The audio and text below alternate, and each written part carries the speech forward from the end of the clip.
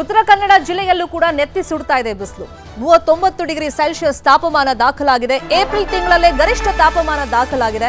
ಕರಾವಳಿ ಭಾಗದಲ್ಲಿ ಮೀನುಗಾರಿಕೆಗೆ ಇದರಿಂದ ಭಾರಿ ಹೊಡೆತ ಬೀಳ್ತಾ ಇದೆ. ಕರಾವಳಿ ಬೀಚ್ನ ಪ್ರವಾಸೋದ್ಯಮಕ್ಕೂ ಹೊಡೆತ ಬೀಳ್ತಾ ಇದೆ. ಈ ರೀತಿ ಸಿಕ್ಕಾಪಟ್ಟೆ ಬಿಸಿಲಿದ್ರೆ ಇವಾಗ ಹೆಂಗಿದ್ರು ಸಮ್ಮರ್ ವೆಕೇಶನ್ ಇದೆ ಮಕ್ಕಳಿಗೆ.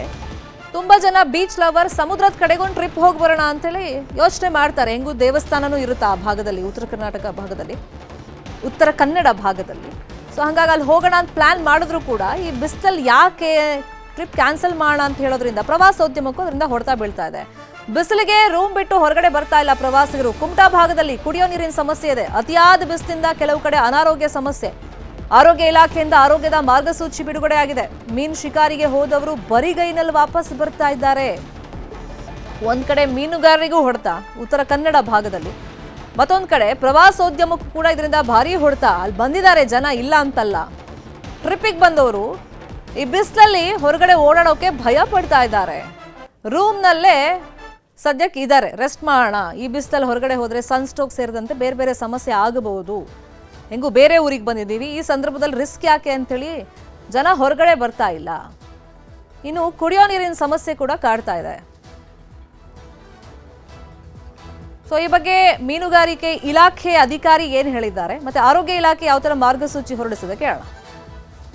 ಹೆಚ್ಚಿನ ಬೋಟ್ಗಳು ಎಲ್ಲ ಲಂಗರು ಬಂಗದ್ರೆಲ್ಲ ಲಂಗರು ಹಾಕಿದ್ದಾವೆ. ಹೆಚ್ಚಿಗೆ ಹೀಟ್ ವೇವ್ ತುಂಬಾ ಹೀಟ್ ಆದ ತಕ್ಷಣ ಆಕ್ಸಿಜನ್ ಕಡಿಮೆ ಆಗಿ ಅದು ತನಗೆ ಎಲ್ಲಿ ಆಕ್ಸಿಜನ್ ಹೆಚ್ಚು ಸಿಗುತ್ತೋ ಆ ಒಂದು ಸ್ತರಕ್ಕೆ ಮೀನುಗಳು ಇಳಿತವೆ. ಹಾಗೆ ಮೀನುಗಳಿಗೆ ಕೆಲವೊಂದು ಟೈಮಲ್ಲಿ ಮೀನುಗಳು ತಿನ್ನುವಂತ ಒಂದು ಆಹಾರ ಇರ್ತದಲ್ಲ, ಪಾಚಿ ಪ್ಲಾಂಕ್ಟನ್ಸ್ ಎಲ್ಲ ಇರ್ತದಲ್ಲ, ಅದ್ರ ಮೇಲೂ ಸಹ ಈ ಹೀಟ್ ವೇವ್ ಇಂದ ಪರಿಣಾಮ ಆಗ್ತದೆ.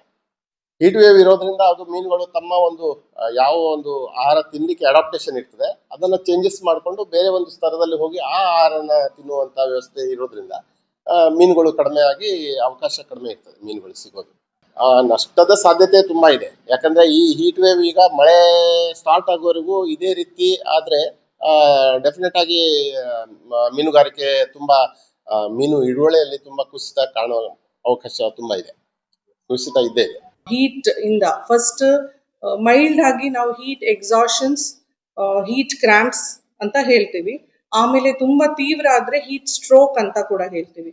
ಸೊ ಇದ್ರಲ್ಲಿ ಏನಾಗುತ್ತೆ, ಫಸ್ಟ್ ನಿಮ್ ಚಕ್ರ ಬರೋದು, ಒಂಥರ ವಾಂತಿ ತರ ಬರೋದು, ವಾಂತಿ ಆಗುದು, ಅಥವಾ ತುಂಬಾ ಜಾಸ್ತಿ ಬೆವರೋದು, ಆಮೇಲೆ ಗಪ ಆಗುದು, ಈ ತರದೆಲ್ಲ ಆಗಿದ್ರೆ ಕೂಡ್ಲೆ ಆಗಿ ನಿಮ್ಮ ಮನೆ ಹತ್ರ ಇದ್ದಿದ್ದು ಆರೋಗ್ಯ ಕಾರ್ಯಕರ್ತರಿಗೆ ಸಂಪರ್ಕಿಸಿ ಅಂಡ್ ಬೇಗ ಬಾಡಿ ಕೂಲ್ ಮಾಡ್ಲಿಕ್ಕೆ ಪ್ರಯತ್ನ ತಗೋಬೇಕು.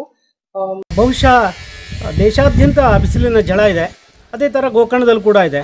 ಪ್ರವಾಸಿಗರು ಹೆಚ್ಚಿನ ಸಂಖ್ಯೆಯಲ್ಲಿ ಬಿಸಿಲಿನ ತಾಪಕ್ಕೆ ಹೊರಗಡೆ ಬಂದು ತಿರುಗ್ತಾ ಇಲ್ಲದೇ ಇದ್ದರೂ ಹವಾನಿಯಂತ್ರಿತ ಕೊಠಡಿ ಒಳಗಡೆ ಕುಳಿತು ಸಮಯವನ್ನು ಕಳೀತಾ ಇದ್ದಾರೆ. ಸಾಯಂಕಾಲ ಸೂರ್ಯಾಸ್ತದ ಸಮಯದಲ್ಲಿ ಪ್ರವಾಸಿಗರು ಹೊರಗಡೆ ಬಂದು ಬೀಚ್ನಲ್ಲಿ ಬೋಟಿಂಗ್ ಮಾಡ್ತಾ ಇದ್ದಾರೆ.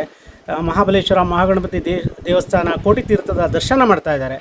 ಸಹಜವಾಗಿ ಪ್ರವಾಸಿಗರು ಗೋಕರ್ಣವನ್ನು ಪ್ರವಾಸವನ್ನು ಎಂಜಾಯ್ ಮಾಡ್ತಾ ಇದ್ದಾರೆ ಅಂತ ಹೇಳ್ಬೋದು.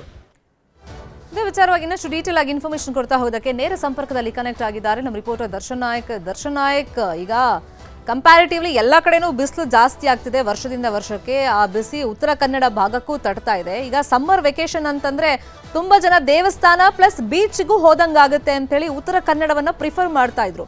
ಸೊ ಹಾಗೆ ವರ್ಷಗಳಿಂದ ವರ್ಷಕ್ಕೆ ಈ ಬಿಸಿಲಿನ ತಾಪದಿಂದ ಪ್ರವಾಸೋದ್ಯಮದ ಮೇಲೆ ಆ ಭಾಗದಲ್ಲಿ ಹೆಂಗ್ ಹೊಡ್ತಾ ಬೀಳ್ತಾ ಇದೆ?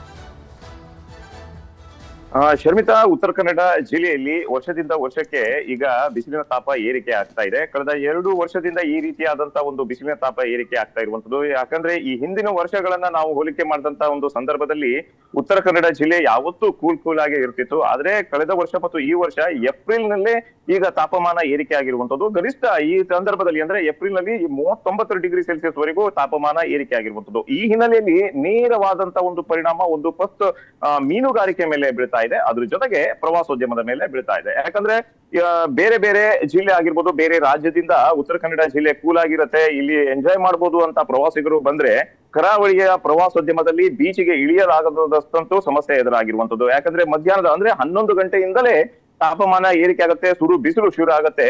ಈಗ ಸಂದರ್ಭದಲ್ಲಿ ಕಡಲ ತೀರಕ್ಕೆ ಇಳಿಯಲಾಗದಂತ ಒಂದು ಪರಿಸ್ಥಿತಿ ಇಲ್ಲಿ ಉಂಟಾಗಿರುವಂತದ್ದು. ಅದ್ರ ಜೊತೆಗೆ ಮೀನುಗಾರಿಕೆಗೆ ಹೋದಂತ ಒಂದು ಸಂದರ್ಭದಲ್ಲಿ ಅತಿಯಾದ ಬಿಸಿಲಿನಿಂದ ಮೀನುಗಳು ಶಿಕಾರಿಗೆ ಸಿಗ್ತಾ ಇಲ್ಲ. ಇದು ತುಂಬಾ ಆಳವಾದಂತ ಒಂದು ಸಮುದ್ರಕ್ಕೆ ಮೀನು ಹೋಗ್ತಾ ಇದೆ ಎನ್ನುವಂತಹ ಒಂದು ಮಾಹಿತಿ ಇಲ್ಲಿನ ಮೀನುಗಾರಿಕಾ ಅಧಿಕಾರಿಗಳಿಂದಲೇ ನಾವು ಪಡೆದುಕೊಂಡಿರುವಂತದ್ದು. ಸೊ ಈ ಹಿನ್ನೆಲೆಯಲ್ಲಿ ಮೀನುಗಾರಿಕೆ ಹೋದಂತವರು ವಾಪಸ್ ಬರೀ ಕೈಯಲ್ಲಿ ಬರುವಂತಹ ಒಂದು ಪರಿಸ್ಥಿತಿ ನಿರ್ಮಾಣ ಆಗಿರುವಂತದ್ದು. ಒಟ್ಟಾರೆಯಾಗಿ ಹೇಳ್ಬೇಕಪ್ಪ ಅಂದ್ರೆ ಶರ್ಮಿತಾ, ಉತ್ತರ ಕನ್ನಡ ಜಿಲ್ಲೆಯಲ್ಲಿ ಬಿಸಿಲಿನ ತಾಪಮಾನ ಏರಿಕೆ ಆಗಿರುವಂತದ್ದು, ಇದರಿಂದ ಸಾಕಷ್ಟು ಸಮಸ್ಯೆ ಈಗ ಎದುರಾಗ್ತಾ ಇರುವಂತದ್ದು ಶರ್ಮಿತಾ.